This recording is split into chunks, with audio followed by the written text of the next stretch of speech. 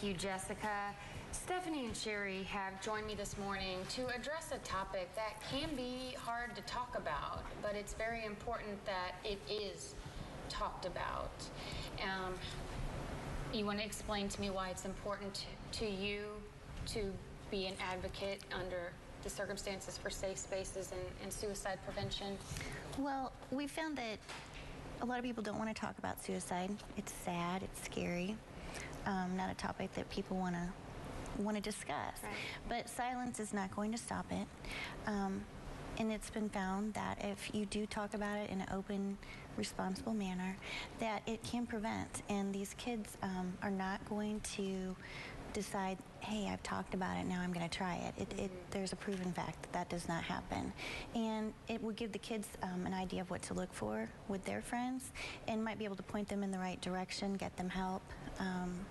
We just need to talk about it and get it out there. Get them help before it's too late, Right. Because unfortunately both of you have some sort of connection with an incident that it was too late.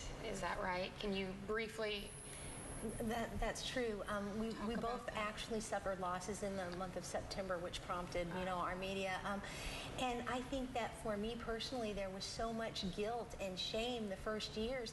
I was simply uneducated. I had no idea how quickly the decision to commit suicide can be made, and the fact that we're here to prevent suicide, but we also want to be part of a healing process and maybe discovering some of the things that cause kids to feel so isolated.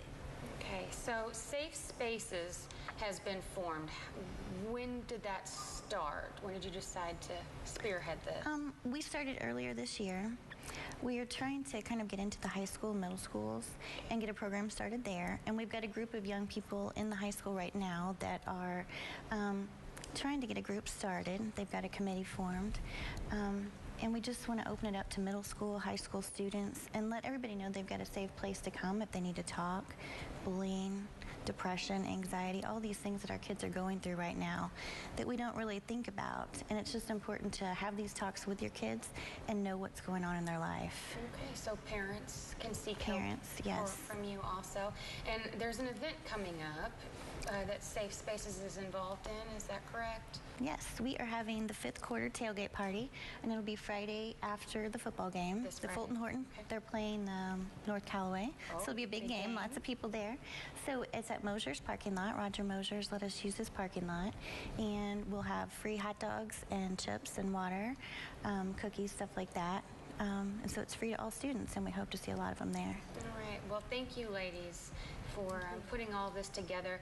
They can contact Safe Spaces. I've seen it on Facebook. We're Are on there Facebook. other routes that you'd like to suggest for them to seek We you? do have business cards out. We're on Facebook. We are working on a website right now, so hopefully that'll be up and running soon. But our phone numbers are published, so they can give any of us a call that are on the board. All right. Well, thank you very much for being brave enough to not only wake up early, but also come in and talk about a topic that is very hard to discuss and that needs more awareness, especially here in the state of Missouri.